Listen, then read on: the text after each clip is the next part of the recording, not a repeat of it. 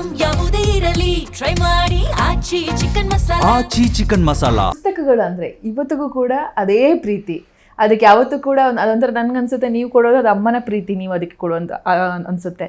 ಏನು ಹೇಳೋದಕ್ಕೆ ಇಷ್ಟಪಡ್ತೀರಿ ಸರ್ ಪುಸ್ತಕಗಳಂದಾಗ, ಪುಸ್ತಕಗಳನ್ನು ನೋಡಿದಾಗ ಆಗುವ ಖುಷಿ ಸರ್ ನಿಮಗೆ? ನಾನು ಹೀಗೆ ಇತ್ತೀಚೆಗಷ್ಟೇ ಒಂದು ಲೇಖನ ಬರೆದೆ.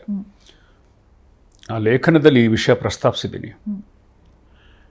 ಓದು ಕಡಿಮೆ ಆಗ್ತಿದೆ, ಹೌದು, ತುಂಬ ಕಡಿಮೆ ಆಗ್ತಿದೆ.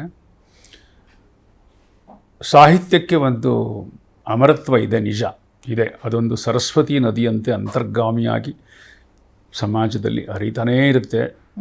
ಸರಿ ತಪ್ಪುಗಳನ್ನು ಹೇಳ್ತಿರುತ್ತೆ. ಮೌಲ್ಯ ಯಾವುದು, ಅಪಮೌಲ್ಯ ಯಾವುದು ಅನ್ನೋದನ್ನು ಸಾಹಿತ್ಯ ಹೇಳ್ತಿರುತ್ತೆ. ಅದರಿಂದ ಪುಸ್ತಕಗಳು ನಮ್ಮ ಬಹಳ ದೊಡ್ಡ ಸ್ನೇಹಿತರು, ನಮ್ಮ ಸಂಗಾತಿಗಳು, ನಮ್ಮ ಮಾರ್ಗದರ್ಶಕರು.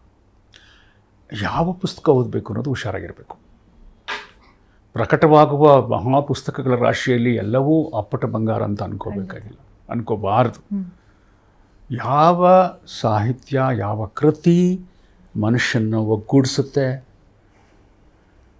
ಮನುಷ್ಯನ ಒಟ್ಟು ಮಾಡುತ್ತೆ, ರಚನಾತ್ಮಕವಾಗಿರುತ್ತೆ, ಕನ್ಸ್ಟ್ರಕ್ಟಿವ್ ಆಗಿ ಇರುತ್ತಲ್ಲ, ಮತ್ತು ಸಕಾರಾತ್ಮಕವಾಗಿರುತ್ತೆ, ಮತ್ತು ನಿನ್ನ ಅನುಭವಗಳನ್ನು ವಿಸ್ತರಿಸಿ ನೋಡಲಿಕ್ಕೆ ಸಹಾಯ ಮಾಡುತ್ತೆ. ನೀನು ಒಂದು ಅನುಭವ ನೋಡ್ತಿರ್ತೀಯಾ, ಅದನ್ನು ಇನ್ನೂ ವಿಸ್ತರಿಸಿ ಆಳವಾಗಿ ಪ್ರಬುದ್ಧವಾಗಿ ನೋಡಲಿಕ್ಕೆ ಒಂದು ಕೃತಿ ಸಹಾಯ ಮಾಡಬೇಕು. ಅದು ನಿಜವಾದ ಪುಸ್ತಕ. ಅಂಥ ಪುಸ್ತಕಗಳನ್ನು ಆಯ್ಕೆ ಮಾಡಿಕೊಂಡು ಓದಬೇಕು. ಆದರೆ ಓದುವ ಗುಣ ಕಡಿಮೆ ಆಗ್ತದೆ. ಈ ಕಾರಣ ನೀವು ಅಂದರೆ ದೃಶ್ಯ ಮಾಧ್ಯಮದವರು ಎಲ್ಲವನ್ನೂ ಈಗ ತೋರಿಸ್ಬಿಡಪ್ಪ, ತೋರಿಸೋದೇನು, ಕ್ಯಾಮ್ರಾ ಮೂಲಕ ಹೇಳಿಬಿಡು ಅಂತ ನಾನು ಕೂತ್ಕೊಂಡು ನೋಡ್ತೀನಿ.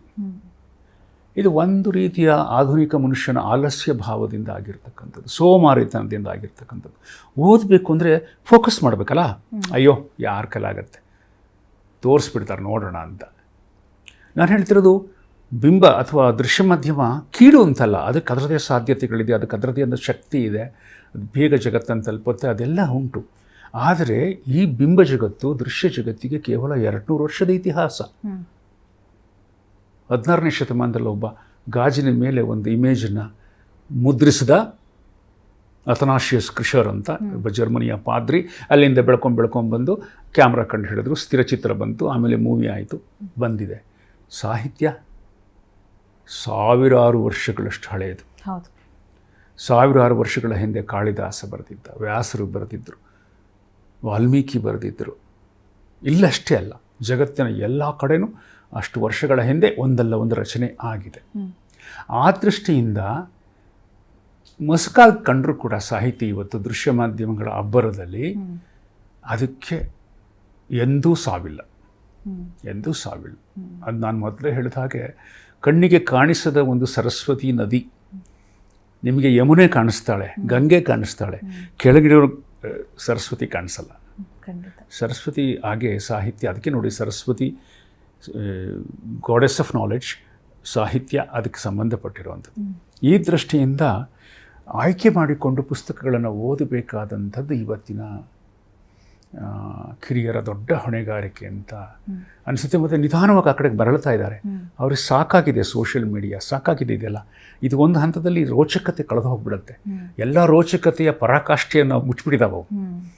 ಎಷ್ಟು ರೋಚಕತೆ ಕೊಡಬಹುದೋ ಅದಕ್ಕಾಗಿ ಎಷ್ಟು ಅಶ್ಲೀಲ, ಎಷ್ಟು ಅಸಭ್ಯ ಆಗಬೇಕೋ ಆ ಲೆವೆಲ್ಗೆ ಹೋಗ್ಬಿಟ್ಟಿದ್ದಾರೆ ಇವರು. ಈಗ ಮನಸ್ಸು ಮತ್ತೆ ಹಿಂದಕ್ಕೆ ಸರೋದು ಇಲ್ಲ, ಯಾವುದೋ ಮನಸ್ಸಿಗೆ ಧ್ಯಾನ ಬೇಕು, ಏಕಾಗ್ರತೆ ಬೇಕು ಅಂದಾಗ coming back to reading habit. ನನಗೆ ಖುಷಿ ಆಗುತ್ತೆ. ಮಕ್ಕಳು ಇಷ್ಟು ದೊಡ್ಡ ದೊಡ್ಡ ಪುಸ್ತಕ ಇಟ್ಕೊಂಡು ಏರ್ಪೋರ್ಟಲ್ಲಿ ಓದ್ತಿರುವಾಗ, ರೈಲ್ವೆ ಸ್ಟೇಷನಲ್ಲಿ ಕೂತ್ಕೊಂಡು ಓದುವಾಗ ಎಷ್ಟು ಖುಷಿ ಆಗುತ್ತೆ ಅಂದರೆ, ಇವರು ಈ ಸಾಹಿತ್ಯದ ಮುಂದಿನ ವಕ್ತಾರರು ಅಂತ ಅನಿಸುತ್ತೆ. ನನಗಂತೂ ಪುಸ್ತಕಗಳು ತುಂಬ ಇಷ್ಟ. ನಾನು ಹಳ್ಳಿಲಿ ಒಂದು ಲೈಬ್ರರಿ ನಡೆಸ್ತೀನಿ, ಒಳ್ಳೆಯ ಪುಸ್ತಕಗಳನ್ನು ಹಾಕ್ಸಿದ್ದೀವಿ. ಮೊನ್ನೆ ಕೂಡ ರೈತರನ್ನ ಒಂದು ಕಡೆ ಎಲ್ಲ ಕರ್ಕೊಂಡು ಹೋಗಿದ್ದೆ, ಒಂದು ರಾಜ್ಯಕ್ಕೆ ಪ್ರವಾಸ. ಪ್ರತಿಯೊಬ್ಬ ರೈತನ ಹತ್ರ ಬರ್ಸಿ ಸಮೂಹ ಪ್ರವಾಸ ಕಥನ ರೈತರೇ ಬರೀಬೇಕು ಅಂದರೆ ಅವ್ರಿಗೆ ಹೇಗಾದ್ರೂ ಮಾಡಿ ಅಕ್ಷರ ಪ್ರಪಂಚಕ್ಕೆ ದೂಡಬೇಕಂತ ಬರೆದ್ರು, ಪಬ್ಲಿಷ್ ಆಯಿತು, ಬಿಡುಗಡೆ ಆಯಿತು. ಈ ಥರದ ಪ್ರಯೋಗ ಮಾಡ್ತಾ ಇರ್ತೀನಿ.